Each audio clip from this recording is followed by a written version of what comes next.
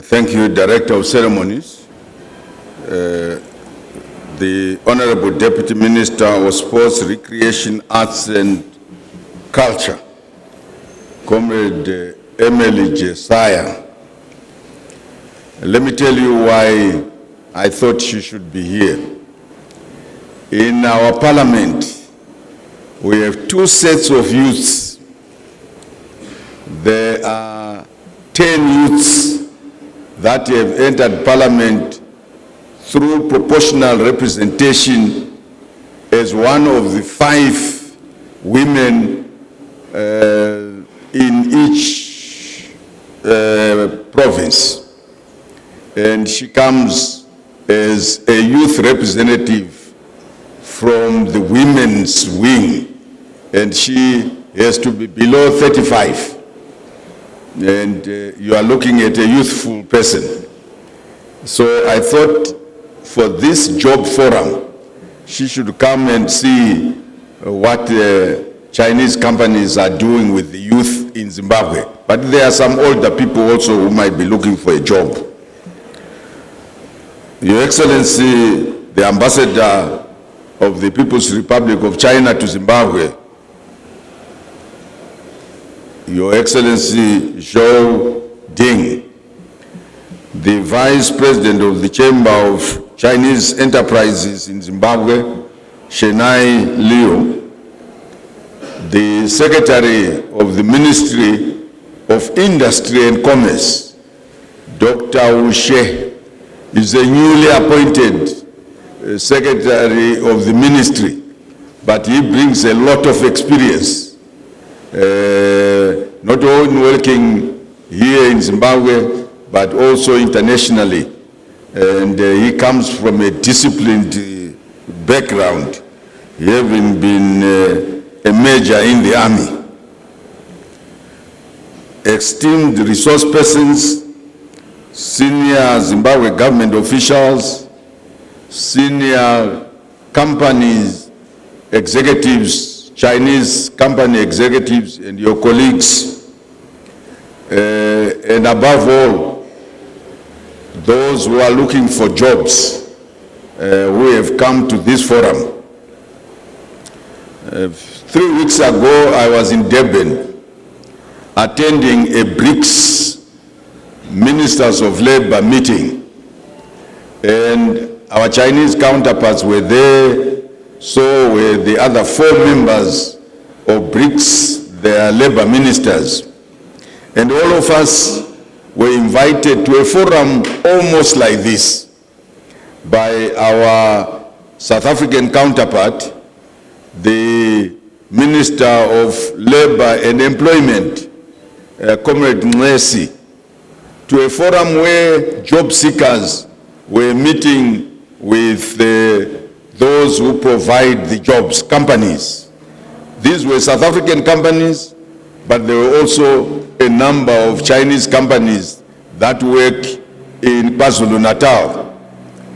And for me, as the new Minister of Labor, of Public Service Labor and Social Welfare, this is a most welcome forum, because you are introducing me to what we should have been doing all along, to make sure that those who have companies that provide jobs have an opportunity to meet with those who are seeking and looking for those jobs and be able to interact. I just came from Bulawayo yesterday, where the ministry was having its strategic plan, and the department, the newly created and elevated Department of Employment in the ministry, we have tasked it to make sure that all graduates of all levels, of A levels, of polytechnics and other tertiary institutions, including universities, we should have a register where they have an ability to register, voluntarily of course, but we think it's in their interest so that we can have a running statistics about people who are looking for jobs. I say all level because there will be dropouts that want to go to our Form 5s or high schools, and they will be looking for jobs. And we have people who will drop out after their tertiary institutions. Obviously, they will drop out to look for jobs. And we want all of these to be registered. And if we can, from time to time or every year, as the Chinese companies are doing now, have a forum where those who are looking for jobs, and we have statistics, then we think even Zimbabwean companies and other companies that are domiciled here in Zimbabwe will have an opportunity to interact with all the range of people who are looking for jobs. As we all know, the President of the Republic, Dr. ED Mnangagwa, has created a special ministry in his office, ministry to look after skills. We want to analyze in what areas we have skills gaps, and if we have the data in the ministry and the skills gaps are analyzed by the department or the ministry which is in the President's office, we will be able to bridge the gap, not only of skills, but also match what is needed by companies. What is especially very interesting for us is our task, which we are now focusing on, to say every sector of the economy, and we have 18 sectors of the economy as analyzed by the Ministry of Finance.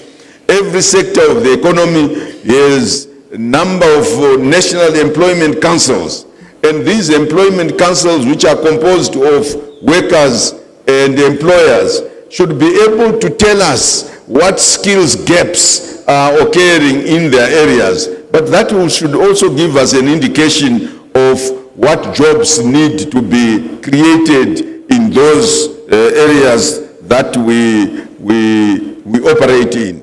So, Your Excellency, I want to thank you and your government, and through you, all these Chinese companies that are working in Zimbabwe. China is our all-weather friend. He has given us a lot of investment, as the Vice President has already indicated. The number of Chinese companies that have invested in Zimbabwe are many. These are individual companies, private sector companies that are investing in Zimbabwe. And they are interacting with other private sector companies in Zimbabwe. But more importantly, they are looking for jobs, to give jobs to our Zimbabwean population. China not only has given us these Chinese companies who are in the private sector, but bilaterally, China has given Zimbabwe, in some cases where I just came from, I was saying to the ambassador, I was privileged to work from start to the finish with the building of the new parliament building, where I will be rushing to. That's why you see me breaking protocol and talking to you before those who were listed before me, is because I have to go to Parliament to make a presentation at 11 o'clock. But we are in an auspicious and magnificent and gigantic house called the new Parliament of Zimbabwe, thanks to the Chinese government's generosity, where our President and the President of the People's Republic of China, His Excellency Xi Jinping, agreed to give Zimbabwe a grant that made us build that parliament building. But it employed a lot of people. It employed a lot of Zimbabweans. Even during COVID, we were very happy to work very closely with the company, Shanghai Construction, and the Chinese embassy here to bring Chinese technicians and engineers to continue working even under COVID. And we were able to bring our own Zimbabwean who were working to work with the Chinese counterparts, of course they to stay in dormitories so that once they are tested, they don't go back home and bring back the COVID that they would have got either at beer drinking sessions or from their families. And we are happy that we were able to complete that parliament building on time. I always say to our Zimbabwean counterparts, think like Zimbabweans, but work like the Chinese. So for you job seekers, when you go and work with the Chinese, the experience that I have had in many projects, some of which we supervised, and we finished the conference center in the Midlands in 3 months, and I was spending almost 18 hours. I was now working like a Chinese, but I still was thinking like a Zimbabwean. And when you go and work with the Chinese, please go and work like the Chinese work. Of course, we observe all the working conditions that are prevalent in Zimbabwe. Our law is the law that we apply with all Chinese companies that are here in Zimbabwe. So while you are working like a Chinese, the working standards, the working conditions are supervised by the laws of Zimbabwe. So I was saying to the Vice President of the Chinese Chamber of Companies, of Chinese companies, that yes, we have an inspectorate that inspects all companies, Zimbabwean and non-Zimbabwean companies, to ensure that the working conditions of our people and the Chinese people who will be working here in Zimbabwe is correct and adheres to the laws of Zimbabwe. So I urge you to go and work very hard, those who will get jobs today. And if you get a job and you are working, don't work like you have been doing. Those in engineering, especially I have been minister, I have been secretary of transport. At 10 o'clock you are cooking sadza, and at 11 o'clock you are going for tea. That cannot happen with our counterparts. So prepare yourself to go and work and be the example that the Chinese can say when they go all over the world and say, in Zimbabwe we have exemplary workers. But once they say in Zimbabwe we have exemplary workers, they are also telling other Chinese companies that Zimbabwe, which is open for business, is a mantra of the president, you can go and invest there. The human factor is par excellent, and you will be our ambassadors to Chinese companies. But the Chinese also work with many countries, and those countries who will know that the Chinese have excellent workers will also start attracting other investors to go and work in Zimbabwe.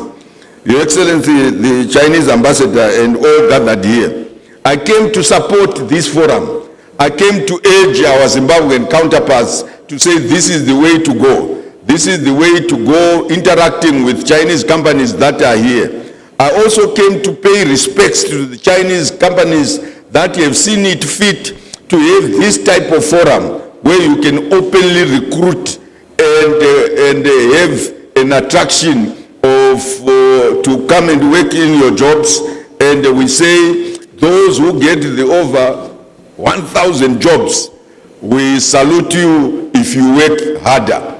We deplore if you are chased away because you are lazy. So thank you very much for this type of show, and we hope that it will continue every year as I have been promised, and we will open up more shows so that job seekers have it easier to interact with those who have capital, who have companies who are operating in Zimbabwe. I thank you.